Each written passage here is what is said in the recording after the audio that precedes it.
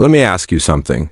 Have you ever done the hardest thing of your life, the absolute hardest, only to look up and find the one person who was supposed to be there just wasn't? This story starts exactly there. I'm Frank Dalton. Husband, or I was until the cancer took Margaret. Father, contractor for 29 years. And for the last 3 of those years, quietly and then not so quietly, a man who couldn't put the bottle down. That's the word for it. And I won't dress it up. I'm also 60 years old, standing outside a recovery center in February, and the person who was supposed to pick me up isn't here. We'll get to that. Cold, the way February gets in western Pennsylvania. Not stormy, just a quiet, steady cold that settles into your coat and stays there. The kind of cold that doesn't argue with you. It just reminds you, calmly and without apology, that it existed long before you and will be here long after. Willowbrook. Recovery Center handed me a manila envelope at 10:58 in the morning and wished me well. I stood in that lobby and looked inside, like I was checking for something I already knew. Wasn't there? My wallet?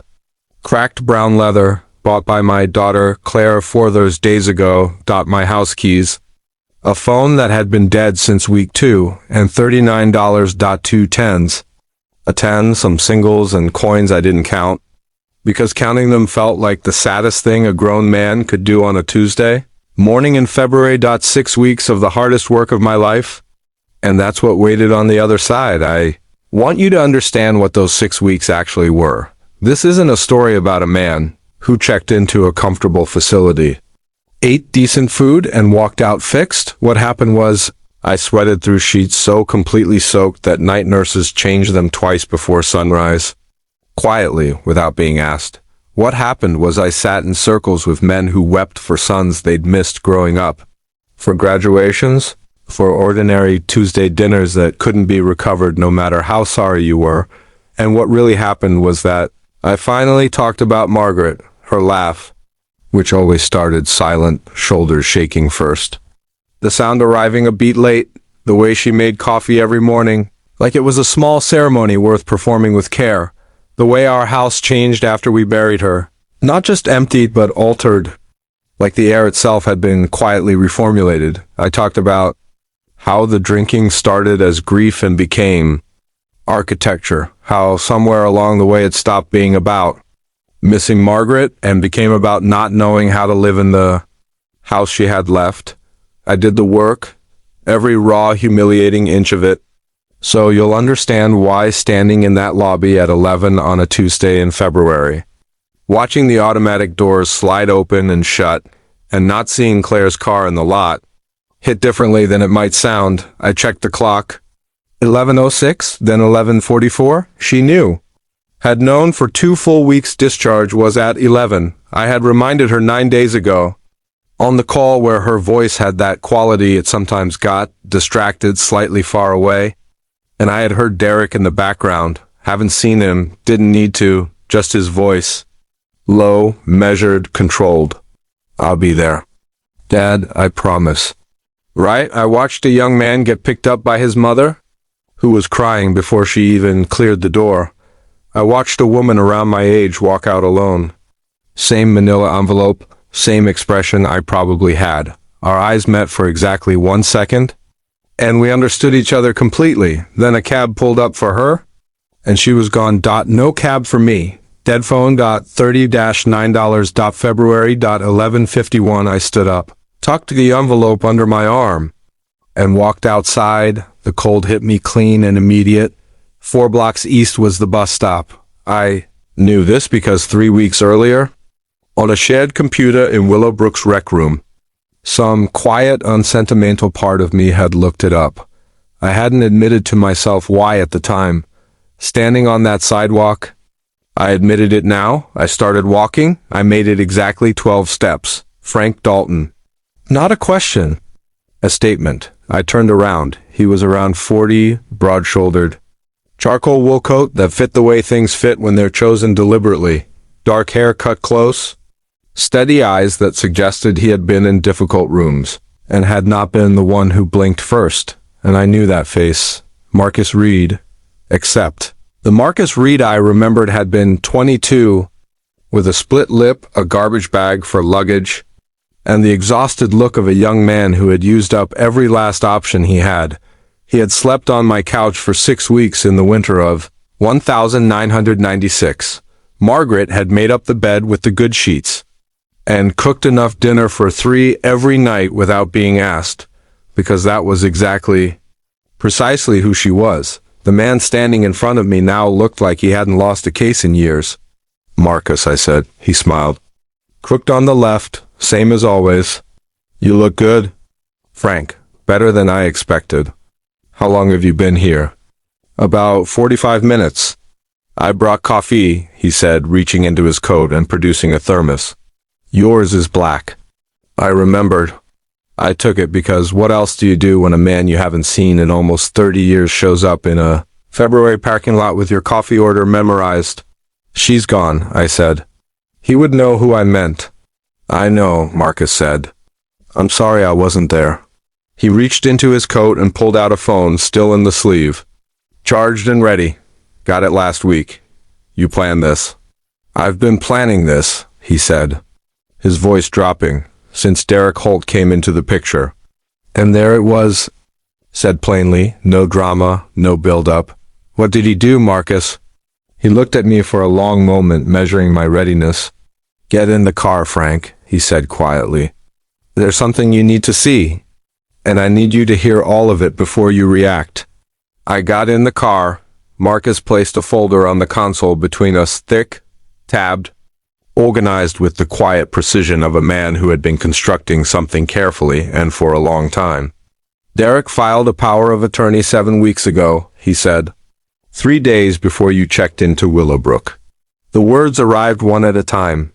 "He's been moving money since week 1, methodically. This wasn't impulsive, Frank. This was planned. Possibly before Margaret passed." I looked at the documents. At my own signature or something engineered to look exactly like it? At account numbers I'd carried for almost 30 years. "Claire," I said. "Doesn't know. He's managed her completely, Frank." He paused. "She didn't choose not to come today. She was told you called, that you said you weren't ready to leave? That you needed more time." I sat with that. My daughter had not abandoned me. She had been lied to, cleanly, confidently, by the man she trusted most in the world, the man who had shaken my hand at their wedding and said, "I'll take care of her, Frank. You have my word." I looked back through the windshield at Willowbrook, at those automatic doors still sliding open and shut, at the empty parking spot where Claire's car should have been, and right there, in that front seat, with a folder full of my own stolen life open on the console beside me, I made a decision. No confrontation. No phone calls. No showing up at my own front door with accusations. Derek Holt was going to go on believing he had already won. He was going to get comfortable. Sloppy, bold, the way men get bold when they think the threat has been eliminated. And then, quietly, methodically, Frank Dalton was going to take back everything. Marcus had a place for me. A 1-bedroom apartment on the north side of Pittsburgh. Nothing fancy. Nothing memorable. He had stocked the refrigerator with enough food for 2 weeks, and left a handwritten note that said simply, "Don't contact Claire yet. Trust the process. I'll be in touch by Friday." I stood in that kitchen with a thermos of cold coffee and a folder full of evidence that my son-in-law had been dismantling my life with the calm efficiency of a man doing yard work, and I made myself a sandwich, turkey, mustard, wheat bread, because that's what you do when the alternative is picking up a phone and saying something you can't take back. I thought about Margaret, the way I always did when things got unbearably still, not with the drowning grief of before, but with something quieter now. Something that felt cautiously, and for the first time, like gratitude. Then I went to bed at 9, like a man with a plan and a bedtime. Derek Holt, meanwhile, had absolutely no idea, and that was the most important thing. Marcus had been precise about this from the beginning. The moment Derek knows you're out, and you know what he did, he lawyers up, moves the remaining assets, and we spend the next 3 years in litigation while he lives in your house? So, as far as Derek knew, Frank Dalton had walked out of Willowbrook. found no ride waiting, and had quietly disappeared into whatever diminished life awaited a broke, recently rehabbed 60-year-old with no resources and no plan. Marcus called Friday morning at 8:15 sharp. "How'd you sleep?" "Like a man who doesn't drink anymore," I said, which is either very well or not at all, depending on the night. He laughed, short and genuine. "We need to talk about the financial picture. All of it. Can you come to my office Monday morning?" "Marcus, I have $39 and no car." "Frank, I have a driver." His office was downtown. 12th floor. The kind of office that doesn't need to announce itself. His name was on the door in clean silver letters. Marcus Reed, attorney at law. I stood in the hallway and looked at it for a moment longer than necessary. In 1996. This man had owned one pair of jeans and a library card. His assistant, a composed young woman named Renata, brought coffee without being asked and set a fresh legal pad in front of me like she already knew I'd need it. Marcus sat across from me and opened a second folder, thicker than the first. "All right," he said. "Here's where we are." What followed was 45 minutes of information delivered in the calm, methodical tone of a man who had learned long ago that the facts were damaging enough without any additional dramatics.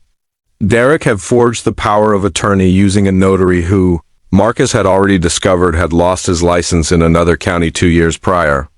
3 of my accounts had been drained completely. A fourth, a savings account Margaret and I had opened in 1988, the one we'd called the Sunday account, had been reduced to $9. $9. From 38,000? I looked at that number on the page for a long time without saying anything. "There's more," Marcus said, and his voice shifted just slightly. "Derek has done this before." I looked up. His first marriage. Her name was Diane. Her father was a retired schoolteacher named Walter Higgins. 72 years old, widower, living alone outside Erie. Derek married Diane in 2008. Had power of attorney over Walter within a year, and had drained his accounts by 2011. Walter never recovered financially. He passed away in 2018. The room was very quiet. Diane divorced Derek in 2012, Marcus continued. She didn't press charges because Derek had convinced her that Walter had approved every transaction. By the time she found out the truth, the money was gone and the paper trail had been managed. "He's a professional," I said. "He's practiced," Marcus said. "There's a difference. He chooses people who are grieving, people who are distractible, who have someone who loves them enough to trust the person that person chose." I thought about Claire, about how she had looked at Derek on their wedding day. Not the starry-eyed look of a young woman in a movie, but something quieter and more adult.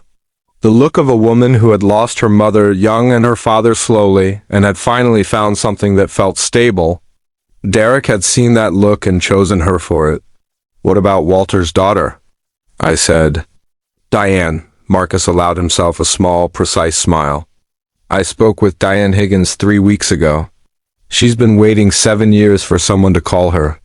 Now, here is where I need you to stay with me, because this is the part of the story where nothing appears to be happening, and that appearance is completely intentional. Frank Dalton did not confront Derek Holt in week 2. Frank Dalton did not call Claire in week 3. Frank Dalton did not appear at Derek's office, or show up at his gym, or arrange any kind of dramatic encounter that would have felt satisfying in the moment, and completely destroyed everything Marcus was building. What Frank Dalton did was disappear, completely, quietly, like smoke, and Derek Holt, who had expected at minimum a phone call full of accusations he could calmly deflect, got silence instead. Silence for a man like Derek was unsettling in a way accusations never could be, because accusations you can answer. Silence you can only wait out. I heard through Marcus's quiet channels that Derek had told Claire her father had probably relapsed, that it was sad, but not surprising, that some people simply couldn't sustain recovery. He had said it gently, with the practiced sorrow of a man performing concern for an audience of one. And Claire had cried in the kitchen on a Sunday night while Derek rubbed her back and said, "I know, sweetheart." I know. I heard that, and I sat with it in my apartment on the north side. And I did not call her because Marcus had said not yet. And Marcus had 14 years and a name on a 12th floor door, and a woman named Diane Higgins outside Erie who had been waiting 7 years, and I trusted him the way you trust someone who once had nothing and built everything. Carefully, deliberately. One brick at a time. But here's what Derek didn't know. Here's what was happening while Frank Dalton was being quiet. Marcus had filed 3 separate motions in 2 different courts, each one surgical. Each one designed to do exactly one thing without appearing. Connected to the others, a title. Search had revealed something in the property records that made Marcus set down his coffee cup and sit very still for a full minute before picking up his phone to call me. Frank. He said, "Do you remember a piece of land on the west side? Corner of Sycamore and Route 8? About 2.5 acres? I thought about it. Margaret's father left that to us. We never did anything with it." "Derek doesn't know you own it," Marcus said. "Why does that matter?" Oh, pause. "Because Derek's entire development project, the one he's been using your money to fund, is built on a title assumption that falls apart the moment that deed surfaces." I sat down slowly. "His lawyers missed it," Marcus said, and I could hear it in his voice now. That controlled, deeply professional satisfaction of a man watching something he built from scratch begin to work exactly as designed, the entire project. "Frank, it's sitting on a foundation that legally doesn't exist without your signature." I looked out the window at the parking lot below, somewhere across town. Derek Holt was having dinner in my daughter's house. Sleeping well, believing he had won. Let him, I thought. Let him enjoy every last second of it, because the thing about disappearing completely, the thing Derek never understood and never would, is that a ghost doesn't haunt you by making noise. A ghost haunts you by being. Everywhere you look the moment you finally realize it was there all along. There's a moment in every man's life where he gets to decide who he finally is, not who he was, not who he almost became. Not the version of himself that grief built or addiction hollowed out or betrayal tried to bury in a parking lot with $39 and a dead phone. Who he finally, completely, irreversibly is. Mine came on a Wednesday night in April, and I was dressed for it. Marcus had said 2 weeks prior, sitting across from me with his sleeves rolled up and 3 empty coffee cups between us. The city council meets the 3rd Wednesday of every month. Derek attends every single one.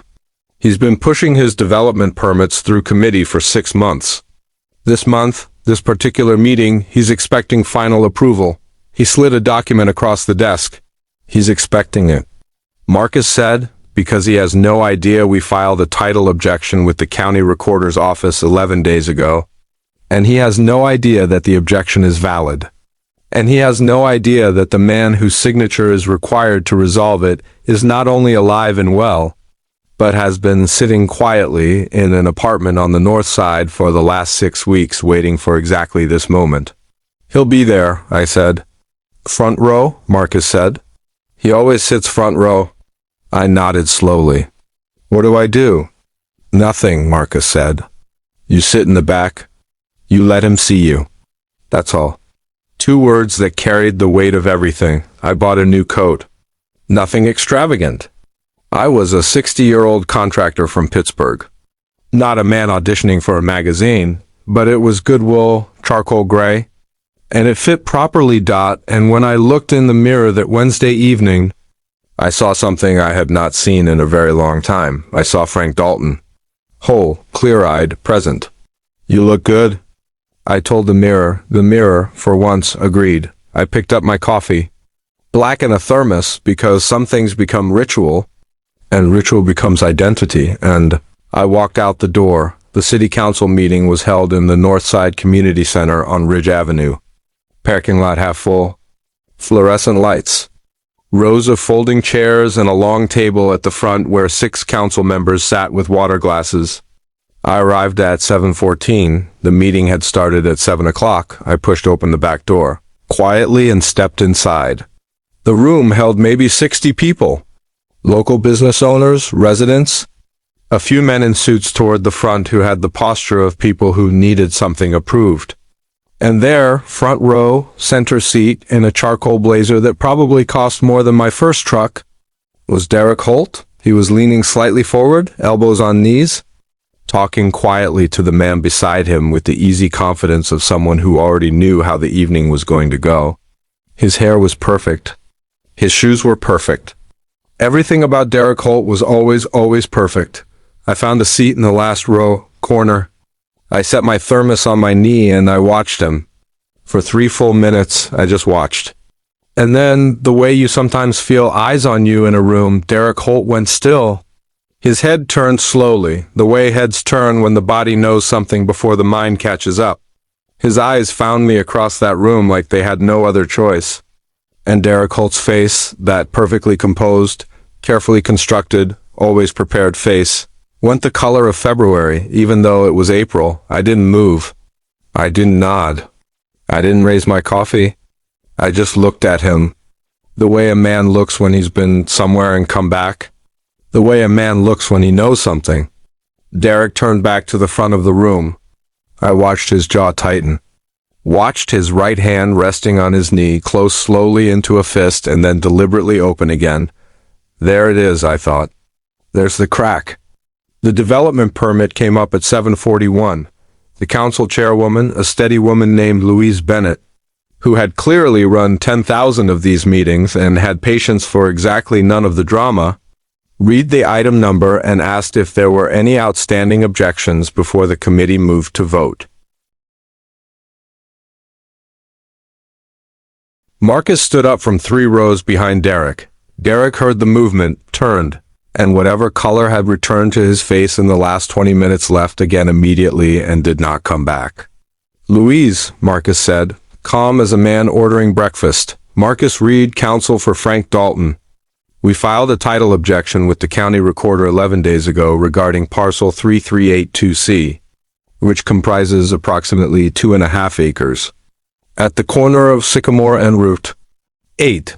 That parcel is the foundational title assumption for the entire Holt development project currently before this committee. The deed has been in continuous ownership by the Dalton family since 1986 and was never transferred, never sold, and never legally encumbered. We have the original documentation here for the record." He set a bound document on the council table with the quiet authority of a man placing the last piece of a puzzle he had been building for months. The room shifted, the way rooms shift when something real enters them.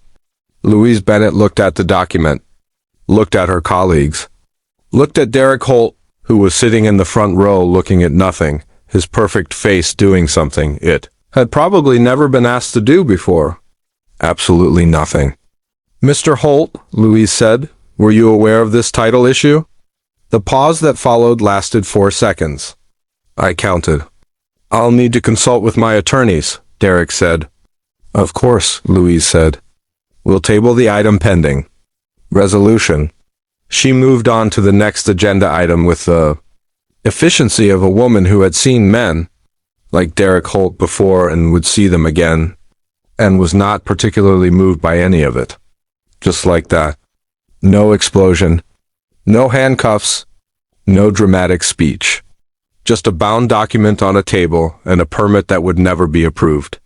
Derek's entire project, the one built with my money on a title assumption his lawyers had missed, funded by theft from a man he had left in a parking lot in February, tabled, suspended. Legally paralyzed. I picked up my thermos and stood up quietly and walked out the back door before Derek could collect himself enough to follow.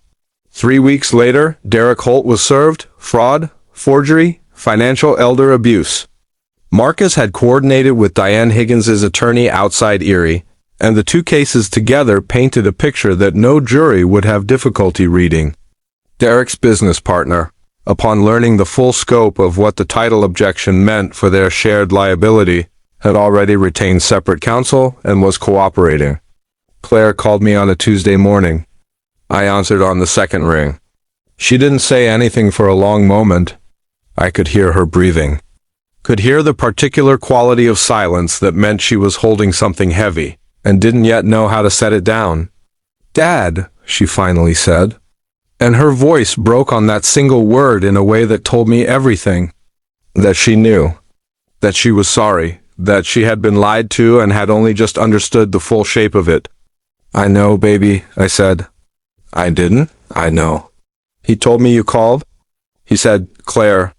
I said her name the way I used to when she was small and frightened and needed the fear interrupted.